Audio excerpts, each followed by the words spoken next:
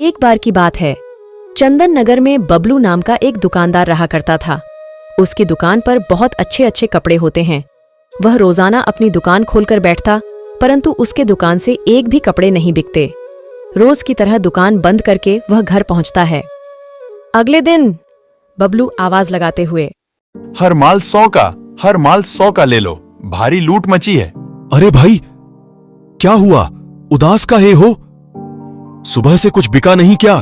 क्या बताएं भैया? कुछ भी नहीं बिका। सुबह से बस सब आ रहे हैं और देख के चले जा रहे हैं। समझ नहीं आता कि इस महंगाई में गुजारा कैसे करें। अरे भाई, चिंता मत करो, सब ठीक हो जाएगा। चलो भाई, अब मैं चलता हूं, ध्यान रखो अपना। नहीं अम्मा, आज भी कुछ नहीं बिका। बहुत कोशिश कर रहा हूं पर कुछ बिकता ही नहीं है। तभी अचानक बबलू का बेटा लड्डू दौड़ता हुआ आता है और गिर जाता है। बबलू उसे उठाता है। बेटा लड्डू, तुम दौड़ क्यों रहे थे? क्या हुआ? पापा, आप मेरे लिए किताब लाने वाले थे। आप लाए वो किताब। कल गुरुजी उसी किताब में से पढ़ाने वाले हैं। बेटा, मैं गया था लेने पर दुकान बंद थी, इसलिए मैं ला नहीं पाया। पापा, पूजा दीदी के पापा ने तो थोड़ी देर पहले ही उन्हें ला कर दी है। बेटा, मैं कोशिश करूंगा कि कल तुम्हारी किताबें ले आऊं। क्या तुम्हारे पास कुछ पैसे हैं जो तुमने बचाया हो?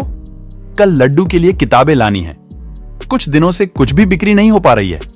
अरे, आप परेशान क्यों हो रहे हो? भगवान पर भरोसा रखो, सब ठीक हो जाएगा। कब तक ऐसे ही चलता रहेगा? आप सब्र तो रखो। और हाँ, मेरे पिताजी का संदेश आया है। उन्होंने आपको मेरे गांव बुलाया है। संदेश में लिखा था कि उन्हें आपसे कुछ जरूरी काम है।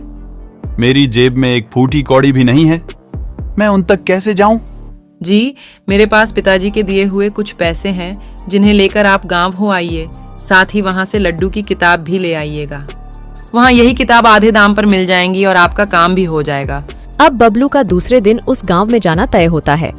तभी सब लोग सो जाते हैं। सुबह होते ही बबलू के निकलने का समय होता है।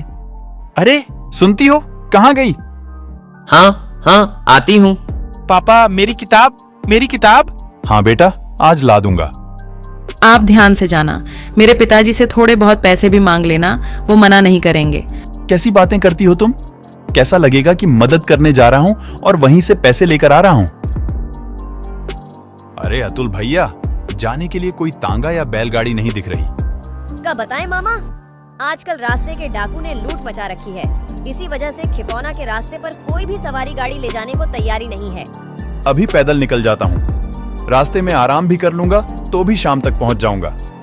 कभी कोई रास्ते में कोई गाड़ी मिल जाएगी तो उसमें बैठकर गांव तक पहुँच जाऊंगा। लगभग आधा रास्ता तय करने के बाद उसे एक जंगल में एक नदी दिखाई देती है। वह उसमें पानी पीने जाता है। जैसे ही वह पानी पीकर उठता है, वह देखता है कि उसके चारों तरफ डाकू खड़े हैं और जोर जोर से हंस रहे हैं। तुम्हारे पास जो भी हो उसे हमें दे दो, नहीं तो हम तुम्हें छोड़ेंगे नहीं। सरदार, मैं बहुत गरीब हूँ, मेरे पास कुछ नहीं है। मैं आपको कुछ नहीं दे सकता हूँ। बबलू बोल ही रहा होता है कि तभी एक डाकू बबलू के सर पर डंडा मारता है, जिसकी वजह से बबलू बेहोश हो जाता है। डाकू उसका सारा सामान चुरा लेते हैं और उसे एक पेड़ के नीचे बेहोश पड़ा हुआ छोड़ देते हैं। थोड़ी देर बाद बबलू को होश आता है और बबलू बहुत जोर जोर से रोने लगता है। हे भगवान, ये सब मेरे साथ ही क्यों हो रहा है? मैंने सबका और तेरा क्या बिगाड़ा है जो तू मेरा इम्तिहान ले रहा है? बबलू के साथ हुई यह सारी घटना वह पेड़ अपनी आंखों से देख रहा होता है। बबलू को रोता हुआ देख पेड़ को दया आ जाती है। बेटा, तुम्हें रोने की कोई जरूरत नहीं है। मैं हूं ना तुम्हारी मदद के लिए। कौन हो तुम? बेटा, तुम्हें डरने की जरूरत नहीं है। जिस पेड़ के नीचे तुम बैठे हो, मैं उसी पेड़ की आत्मा हूँ। डरो मत, मैं तुम्हें कोई नुकसान नहीं पहुँचाऊँगा। मैंने तुम्हारे साथ जो भी हुआ वो सब देखा है। मैं तुम्हारे साथ जो भी हुआ वो सब जानता हूँ। मैं तुम्हें कुछ देना चाहता हूँ। मुझे कुछ नहीं चाहिए। तुम किस तरह से मेरी मदद कर सकते हो? तभी पेड़ अपनी जादुई शक्ति से बबलू के सामने से जाता हुआ एक चमकीला रास्ता बना देता है। तुम इस रास्ते से जाओ। बबलू उस रास्ते में अंदर चला जाता है। वो जैसे ही अंदर पहुंचता है, देखता है कि वहां बाहरी दुनिया से बिल्कुल अलग और उल्टी दुनिया है, बहुत ही ज्यादा सुंदर, जैसे कि स्वर्ग। वह अंदर जाता है। आगे जाकर देखता है कि उसके गांव जैसा हूबहू गांव है। उसका मुंह खुला का खुला रह जाता है। वह आगे देखता है कि गांव वाले भी हैं। सभी गांव वाले झुंड बनाकर बैठकर बातें कर रहे थे। सभी लोगों ने बबलू को देखा और उनका मुखिया उठकर उससे पूछता है, भाई कौन हो तुम? कहां से आए हो? मेरा नाम बबलू है। बबलू अपने साथ हुई घटना को बताता है कि मैं यहाँ ऐसे पहुँचा। अच्छा बेटा, तो ठीक है, अब से तुम हमारे साथ रहोगे। नहीं नहीं, मुझे अपने घर वापस जाना है। मुझे तो यहाँ पेड़ ने अंदर आने के लिए कहा था, इसलिए मैं यहाँ आया था। जो यहाँ एक बार आ गया तो फिर यहाँ से जा नहीं सकता। मैंने भी कई बार कोशिश की, पर वो जादुई जंगल मुझे यहीं ला छोड़ता है। मेरा भी परिवार है, मुझे उन्हें भी संभालना है। बाहर जाने के लिए तुम्हें जादुई जंगल से जाना होगा। रास्ते में मिलने वाले जिन्न के सवालों का जवाब देना होगा, वही तुम्हें आगे का रास्ता बताएंगे। मैं तैयार हूँ। मुखिया बबलू को उसी रास्ते तक छोड़ देता है। यही जंगल पार करके तुम्हें जाना होगा। इतना कहकर मुखिया वापस गांव चला जाता है। बबलू वहां से आगे जाने लगता है। तभी उसे किसी की आवाज सुनाई देती है, जिसे सुनकर बबलू पीछे हटने लगता है। बबलू मुखिया की बात याद करता है और रुक जाता है। कहाँ जा रहे हो? इस जंगल से कोई बाहर नहीं जा सकता। बताओ, तुम मुझसे क्या पूछना चाहते हो? ये तुम्हें कैसे पता कि मैं तुमसे कुछ पूछना चाहता हूँ? मुझे ये बात मुखिया जी ने बताई है। साथ ही मुझे जंगल से निकलना है। पर मेरी एक शर्त है। कभी तुमने मेरे सवालों का जवाब नहीं दिया तो मैं तुम्हें वापस जादुई गांव ना भेजकर तुम्हें खा जाऊंगा। तुम्हें मुझे तो क्या, सारे गांव वालों को छोड़ना होगा। मंजूर हो तो बता दो, नहीं तो मैं भी इन्हीं गांव वालों के साथ रह लूंगा। अच्छा तो ठीक है, मैं भी तैयार हूं। तो सुनो, तुम्हें इस पहेली का जवाब देना होगा। देखी रात अनोखी वर्षा, सारा खेत नहाया। पानी तो पूरा शुद्ध था, पर पी ना कोई पाया। देखी रात अनोखी वर्षा पर पी ना कोई पाया, ये कोई सवाल नहीं हुआ। तुम्ही ने मानी है मेरी शर्त। बबलू भी जानता था कि इस प्रश्न का उत्तर नहीं दिया तो उसकी जान तो चली ही जाएगी और लोगों के बचने की उम्मीद भी खत्म हो जाएगी। पहेली को सोचते हुए बबलू को उसके खेतों की याद आती है। जब वह उसके पिता के साथ खेतों में जाया करता था, वहां पूरा खेत और पत्तों पर ओस जमा हुआ करता था, जो कुछ पहेली की लाइन में मेल खा रही थी। इसका उत्तर है ओस। ओस सिर्फ रात्रि और भोर के समय ही गिरती है। उसकी वजह से खेतों में पानी जमा हो जाता है।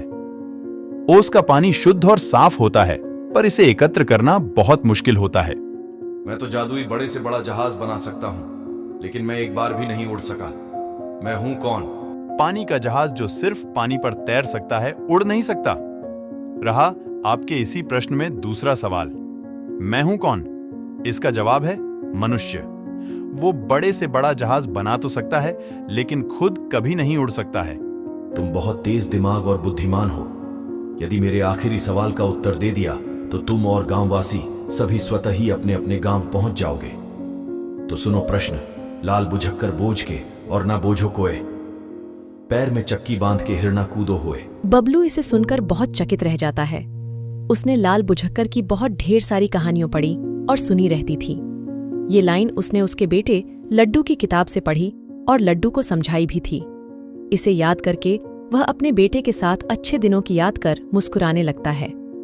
उसके आंखों में आंसू आने लगते हैं, जिसे देख पेड्डे भी उसके साथ हुई घटनाओं को देख लेता है।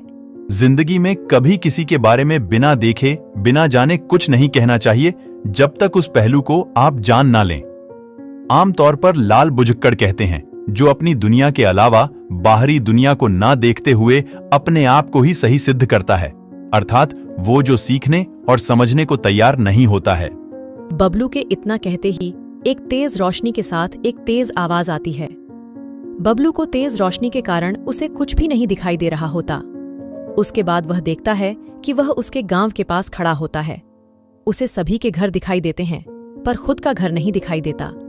वह जहां पर खड़ा होता है वहां एक बहुत बड़ा और सुंदर घर होता है। बबलू भैया, ये तो भगवान की लीला है। जो भगवान को करना है वो करके ही रहता है। ये सब कैसे हुआ? मैंने कहा था ना, सब्र रखो, भगवान सब ठीक कर देगा। हम सभी लोग रात में सोए हुए थे, तभी कोई जैसे आया और जादू करके चला गया। साथ ही ये चिट्ठी आपके नाम छोड़कर गया है। मैं तुमसे बहुत खुश हुआ। तुमने सिर्फ अपने बारे में ही नहीं, सभी के बारे में सोचा, साथ ही सभी को छोड़ने के लिए कहा। इसी उदारता के लिए मैं तुम्हें ये सुख और सुविधा और धन दे रहा हूं। ध्यान रहे कि जो भी तुम्हारे साथ घटा है वो तुम किसी से ना कहो। यदि तुम किसी को भी कुछ बताते हो तो ये सब तुमसे छिन जाएगा। इस कहानी से आपने क्या सीखा? नीचे कमेंट में हमें जरूर बताएं।